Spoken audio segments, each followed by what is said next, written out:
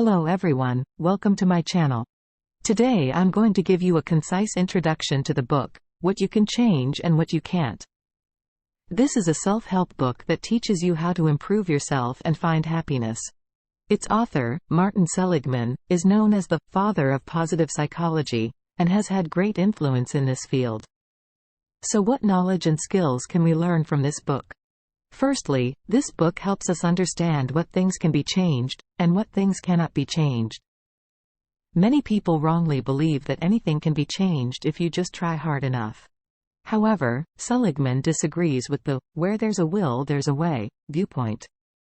He believes that to some extent, a person is limited by genes and biological mechanisms, so not everything can be completely changed through sheer effort alone.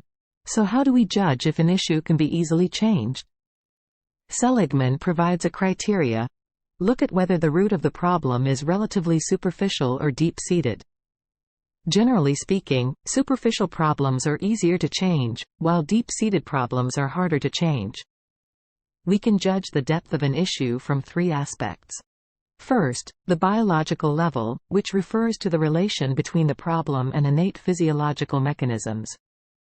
If a problem is highly related to genes, hormones and other biological mechanisms, then it can be considered deep at the biological level, and difficult to completely change through simple effort. For example, if your overweight condition is totally decided by genes, then just dieting and exercising alone can hardly produce results. Second, the evidence level, which refers to whether evidence supporting this problem is easy to find. The easier it is to find supporting evidence, the harder it is to change.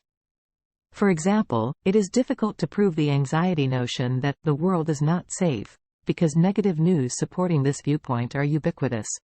Third, the power level, which refers to whether the beliefs behind the problem are strong. The stronger the beliefs, the harder they are to shake, and thus the harder it is to change the problem. According to these three criteria, Seligman listed some relatively difficult things to change, like weight, alcoholism, sexual orientation, etc. These are all closely tied to genes and physiological mechanisms, with easy-to-find supporting evidence, and strong underlying beliefs or cognitive patterns. In contrast, some relatively easier things to change include social anxiety, obsessiveness, etc. These problems are more results of acquired environments or faulty cognitions, belonging to more superficial issues that can achieve significant change if proper adjusting approaches are adopted. Moreover, this book also helps us cope with negative emotions to some degree. Seligman believes that negative emotions have a certain evolutionary meaning, and are unlikely to be completely eliminated. But we can better handle negative emotions through reasonable psychological adjustment. The book focuses on introducing methods to deal with three common negative emotions: anxiety, depression and anger. For anxiety, progressive relaxation and meditation can be used to relax. For depression, interpersonal therapy or cognitive therapy can be used to adjust social relations and change negative cognitions. For anger, adjusting cognitive patterns, controlling physiological reactions, and taking positive actions are effective release methods.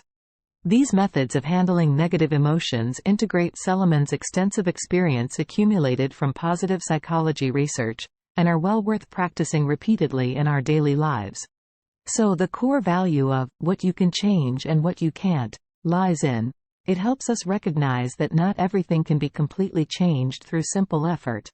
On the other hand, it also provides us with some feasible methods to cope with negative emotions and obtain happiness. By changing our cognition about ourselves and the world, we can learn to change what can be changed, and calmly accept what cannot be changed. Only by doing this can we live the most positive life, and gain a sense of happiness. I highly recommend everyone read this book. Its ideas can greatly benefit our pursuit of a happy life. That's all for today. Thank you for watching. Bye.